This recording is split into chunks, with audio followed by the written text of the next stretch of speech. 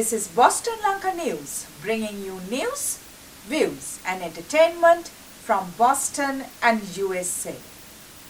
I'm Vayoni Timothy. We join with Chaminda Hettiarachchi, an internationally recognized expert in technology management in Sri Lanka. Chaminda has more than 20 years of experience working in the strategic management industry and in the academia in Sri Lanka and overseas. Chaminda has worked and lived in Pakistan, Germany, Switzerland, Spain and Sweden as a technology and management consultant, and worked with German multinationals such as Mercedes-Benz and T-Mobile. Chaminda, you are joining from Berlin, Germany. To begin this conversation, could you first share with us the reason you are in Berlin? Thank you. It's a pleasure to actually be back in touch with Boston Lanka. Now, I am here as a DART scholar on disaster management, following a training program in disaster management as a DART scholar at Humboldt University in Berlin. Humboldt University is one of the oldest universities in Berlin as well as in Germany. It's interesting because this is a place where people like Einstein, Karl Marx, Friedrich Engels studied, as well as the university has produced about 29 Nobel Prize winners. Now I am affiliated with a place called SLE. It's a Center for Rural Development, translated into English that way.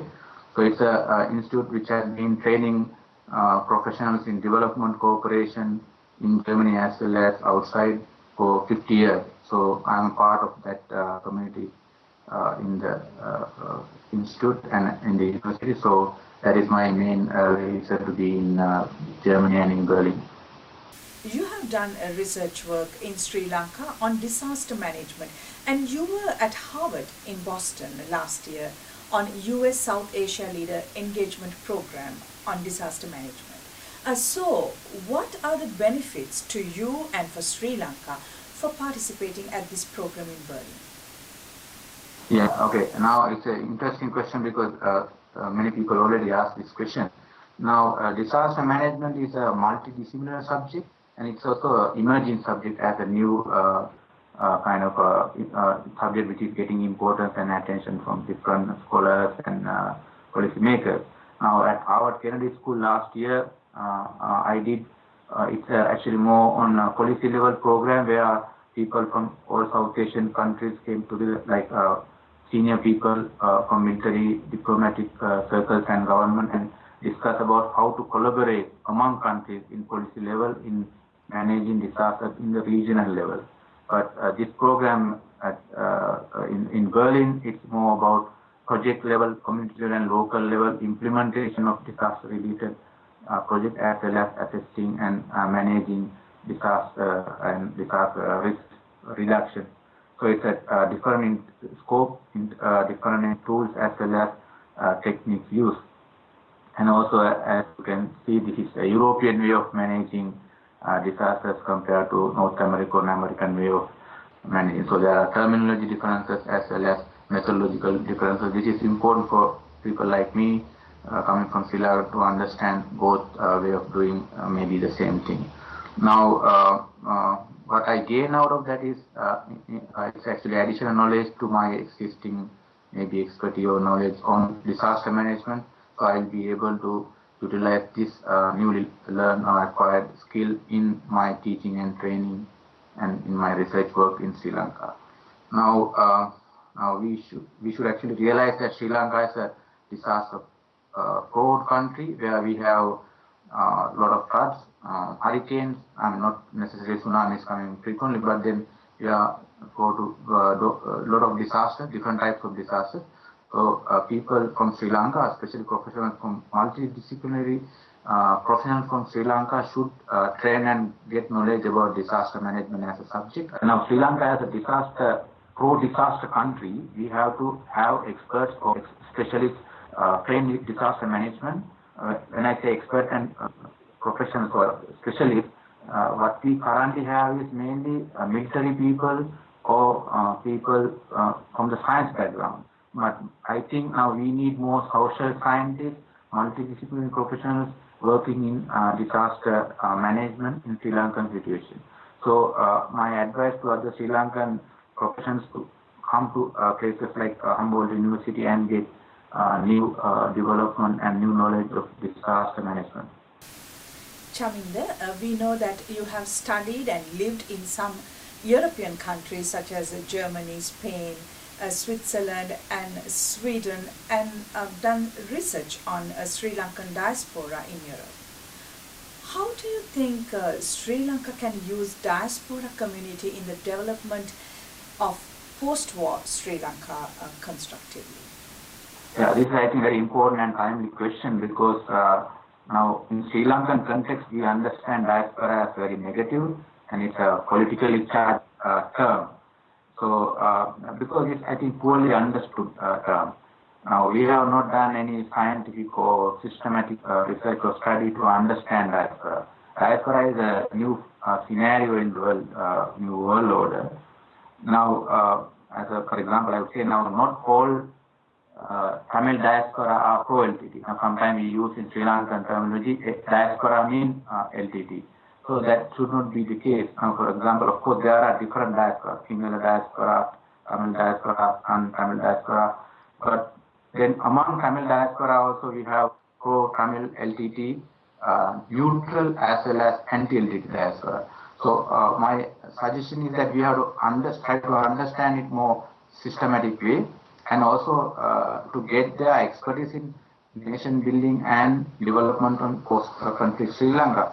Now I am saying that now I have seen and I have studied about many examples where some diaspora members are successful in their host countries as professionals, particularly second generation and third generation diaspora members are becoming more knowledgeable, educated and politically influential. So we should have organized institutions, mechanism to integrate, get their services as well as to recognize them as a part of Sri Lankan society.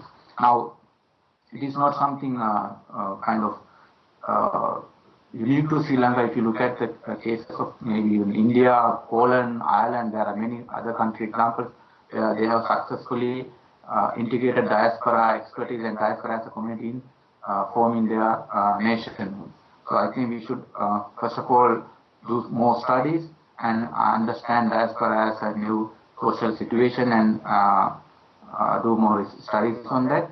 Plus, we have to change local orientation and attitudes toward the term and also the community. As a researcher based in Sri Lanka, could you share with us your thoughts about the present tension between Muslim community and some extremist groups such as Bodubala Sena, Ramana Force, etc.? Tell us also your ideas on how to improve this situation. Yeah, it's again a kind of good question, but I remember you asked a similar question 1 year ago. Now, my answer that time was different because maybe 1 year ago, a lot of people, including myself, we thought that these are individual events and that will not, continue based on the previous experience in Sri Lanka. However, we have seen now organizations like Bodubala Sena, Ravana Balaka and other similar organizations now gathering momentum and also strong fellowship, media attention, and even political support, particularly from the part of the government. So it is becoming a kind of a negative development in Sri Lankan society because it's challenging and threatening the multicultural and democratic social fabric of Sri Lankan society. So I think people who believe in democracy, peaceful coexistence among communities and believers in rule of law, which is common to many Sri Lankans, they should fight against these forces. What I mean by fight means there should be ideological confrontation, a dialogue with them, as well as debate, maybe transparent to the society, and then try to negate these forces which are threatening to Sri Lankan society and its image nationally and internationally. Just to follow up what you said, some think that in Sri Lanka this inaction and silence of the intellectuals, a majority of them, allows this kind of extremism to grow. Is it fair to say that a majority of Sri Lankan intellectuals are not voicing their views, and that gives an opportunity for the extremists to dominate the political conversation in Sri Lanka? I think now, I think this is something new in Sri Lankan society. For example, therefore, you get a lot of media attention and it expands. And one other reason is normally in Sri Lankan academics have been kind of delayed in entering into different issues, whether it is Northeast conflict or even free education. So I think what they are coming up now, but also because of the government's kind of affiliation. I am not saying that they are part of the government, but we see some indicators and some events where people felt that it's blessed by the government. So maybe that issue is also there, but you can see now some development where individual members or activists are trying to kind of intervene into the discussion and try to discuss. But as you know, in Sri Lanka, debates are normally political debates are sometimes can be violent or sometimes can have personal threats. So maybe those are the issues. But I am sure there will be a counter force trying to intervene to this nationalistic movements. These days, Sri Lankan government is preparing for the Commonwealth Summit that will be held in Colombo in November. In your view, how important this Commonwealth Summit for Sri Lanka? Yeah, there is a school of thought saying that Commonwealth is not very important anymore. But I still think that when you hold a summit like Commonwealth, it's very crucial for a country to represent and even demonstrate their image and improve their international brand. However, now this is a tricky situation because now, as you all know, Sri Lanka has been accused by organizations like UN and some other countries of war crimes.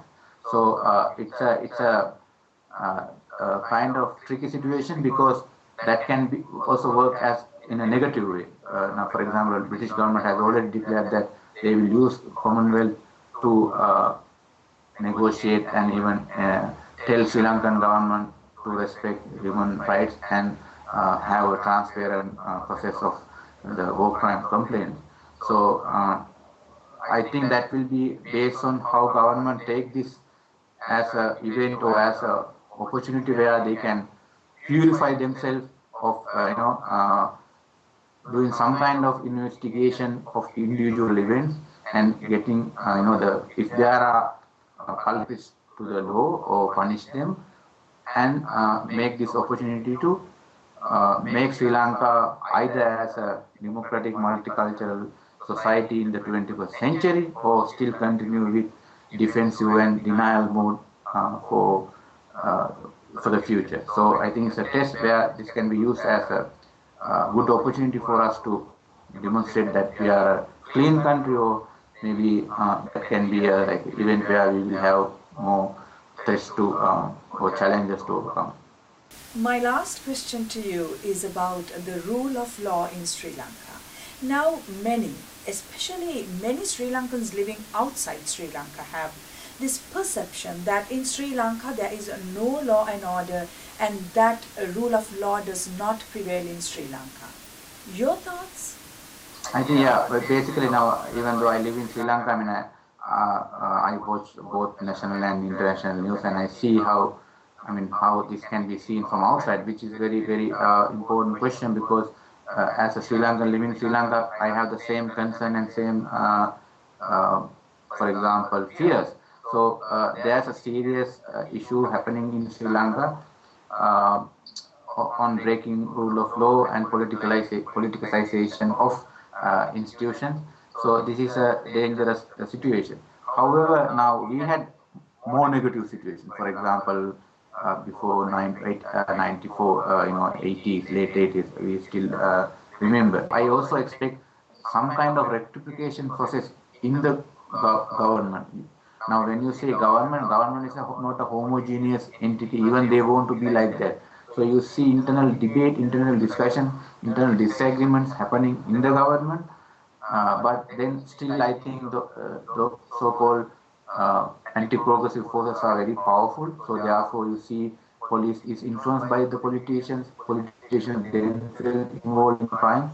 So, but in a democratic societies, it takes time, discussion, debates, even sometimes mistakes before streamlining them.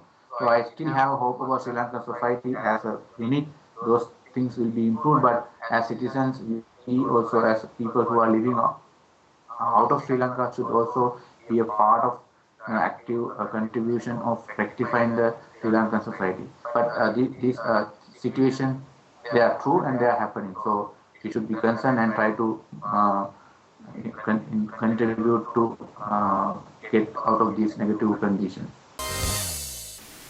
That concludes our news edition.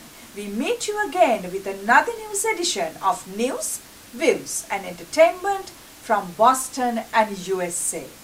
Till then, goodbye.